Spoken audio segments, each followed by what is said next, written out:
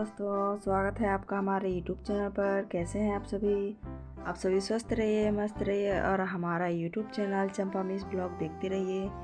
दोस्तों, आज मैं जो आप लोगों को कहानी सुनाने जा रही हूँ, ये एक रेलवे से रिटायर्ड टीटी की कहानी है।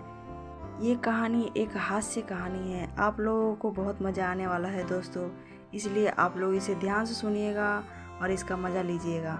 और मज़ा आए तो प्लीज़ कमेंट करके ज़रूर बताइएगा। एक व्यक्ति 35 साल रेलवे में टीटी की नौकरी करने के बाद रिटायर होकर घर पर आकर रहने लगे। एक महीने बाद ही उसकी पत्नी ने अपने पति से कहा, मुझे डॉक्टर के पास जाना है, मुझे थोड़ा सा चेकअप कराना है। शाम को पत्नी को डॉक्टर के पास ले जाकर पति ने कहा, आइए दिखाइए।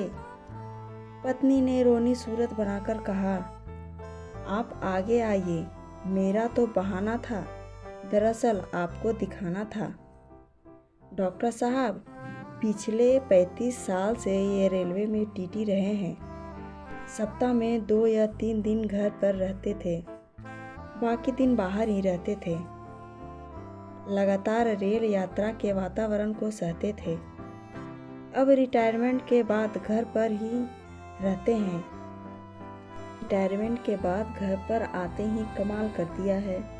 4 फीट चौड़े पलंग को काटकर 2 फीट का कर दिया है। अटैची को चेन से बांधकर ताला लगाते हैं।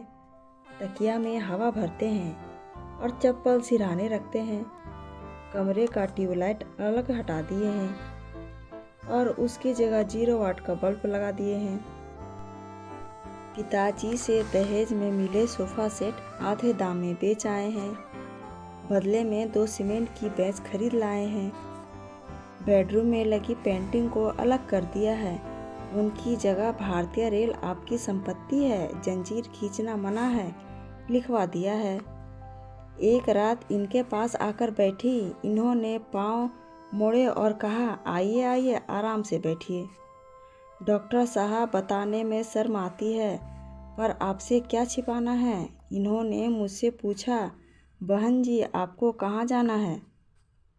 डाइनिंग टेबल पर खाना खाने से मना करते हैं।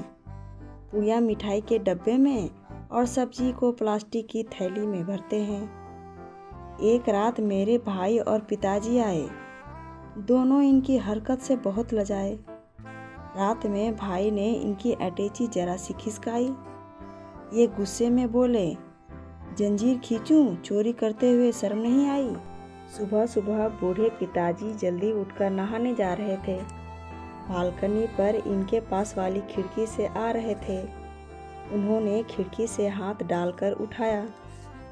इन्होंने गुस्से में कहा, इस तरह मत जगाओ, यहाँ कुछ नहीं मिलेगा बाबा, आगे जाओ। पिताजी आगे गए तो उन्हें वापस बुलाया और उन्हें 1 रुपये का सिक्का दिया और पूछा, कौन सा स्टेशन आया है। इनका अजीब कारनामा है, एक पर एक हंगामा है। अभी कबाड़ी के यहाँ से एक पुराना टेबल फैन मंगवाया। छत पर लटके अच्छे खासे सीलिंग फैन को उतार कर उसकी जगह टेबल फैन लटकाया। उसे चालू करने का विचित्र तरीका अपनाते हैं। जेब से कंघी निकालकर पंखा घुमाते हैं। सुबह मंजन ब्रश साबुन निकालकर बाथरूम की ओर जाते हैं। मैं कहती हूँ बेटा गया है तो वहीं लाइन में लग जाते हैं। मैं समझाती हूँ आ जाओ तो मुझे रोकते हैं। हर 2 मिनट के बाद बाथरूम का दरवाज़ा ठोकते हैं। इन्होंने पूरे घर को सिर पर उठा लिया है। घर को बेडिंग रूम और बेडरूम को ट्रेन का कंपार्टमेंट बना दिया है। इसके साथ बाकी की ज़िंदगी कैसे कटेगी, हम सोच सोच कर डरते हैं और ये 7 जन्म की बात करते हैं। हम तो एक ही जन्म में पछताएं, भगवान किसी युक्ति को रेलवे के टीटी की पत्नी न बनाए। दोस्तों, आप लोगों को मेरी यह हास्य कहानी कैसी लगी, आप लोग कमेंट करके ज़रूर बताइएगा।